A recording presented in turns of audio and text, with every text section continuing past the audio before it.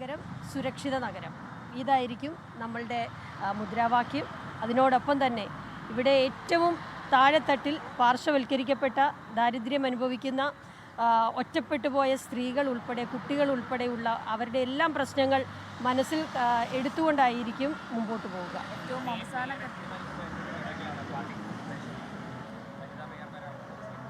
അല്ല, അതിൻ്റെ അകത്തിപ്പോൾ നേതൃത്വം കൂട്ടായി ഒരു തീരുമാനമെടുക്കും. അത് കേരളത്തിലെ പ്രധാനപ്പെട്ട നേതാക്കളും അതുപോലെ തന്നെ AICCയുടെ നേതാക്കളും എല്ലാം കൂടിയാലോചിച്ച് ഒരു തീരുമാനമുണ്ടാകും. അതിന് അത്രയുമേ അതിൻ്റെ അകത്ത് പ്രത്യേകമായിട്ട് വേറെ ഒന്നുമില്ല. സാധാരണ അത് തന്നെയാണല്ലോ ഒരു പ്രോസസ്സ്.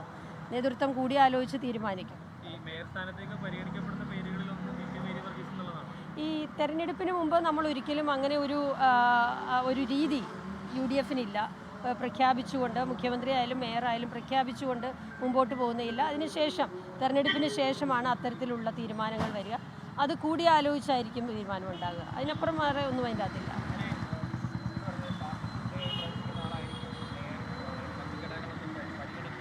അതാണല്ലോ വേണ്ടത്. DC പ്രസിഡന്റ് പറഞ്ഞതിനോട് പൂർണ്ണമായിട്ടും യോജിക്കുക. അതാണല്ലോ വേണ്ടത്.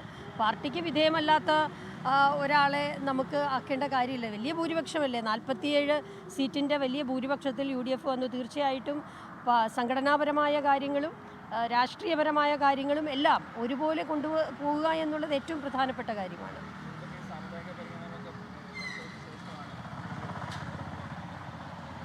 എല്ലാം പരിഗണിക്കുമല്ലോ, എല്ലാ കാര്യങ്ങളും പരിഗണിക്കണമല്ലോ. കാരണം UDFനെ സംബന്ധിച്ചും പ്രത്യേകിച്ച് കോൺഗ്രസിനെ സംബന്ധിച്ചും ഉയർത്തിപ്പിടിക്കുന്ന മതേതര മൂല്യം എന്ന് പറയുന്നത് ഇൻക്ലൂസീവായിട്ടുള്ളതാണ്. എല്ലാവരെയും ഒരുപോലെ ഇൻക്ലൂഡ് ചെയ്ത് കൊണ്ടുപോവുക എന്നുള്ളതാണ്. ആ ഇൻക്ലൂസീവ് സെക്യുലറിസം എന്ന് പറയുന്നത് കോൺഗ്രസ് എല്ലാ കാലത്തും ചെയ്തിട്ടുണ്ട്, അതിപ്പോഴും ചെയ്യും. അല്ലാതെ അതിൻ്റെ അകത്ത് ഏതെങ്കിലും ഒരു മതവിഭാഗം, നമുക്കറിയാം രാജ്യത്തു നിന്നുള്ള ഭരണം അറിയാം, ഏതെങ്കിലും ഒരു മതവിഭാഗത്തെ മാത്രം മുൻനിർത്തിക്കൊണ്ട് അല്ലെങ്കിൽ ഒരു മതവുമില്ല എന്ന് പറയുന്ന രീതി അല്ലല്ലോ കോൺഗ്രസിൻ്റെ സെക്യുലറിസം. അതല്ലല്ലോ നമ്മുടെ ഭരണഘടന പറയുന്ന സെക്യുലറിസവും അത് തന്നെയാണല്ലോ.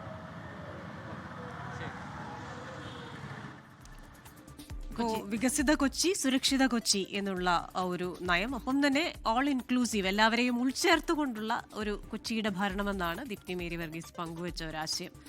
ലോകത്തെവിടെയായാലും ഏത് സമയത്തും 24 വാർത്തകളും ഓഗ്മെന്റഡ് റിയാലിറ്റി പാക്കേജുകളും എക്സ്പ്ലെയിനറുകളും വിശദമായി കാണാൻ ഞങ്ങളുടെ YouTube ചാനൽ നിങ്ങൾക്ക് സബ്സ്ക്രൈബ് ചെയ്യാം.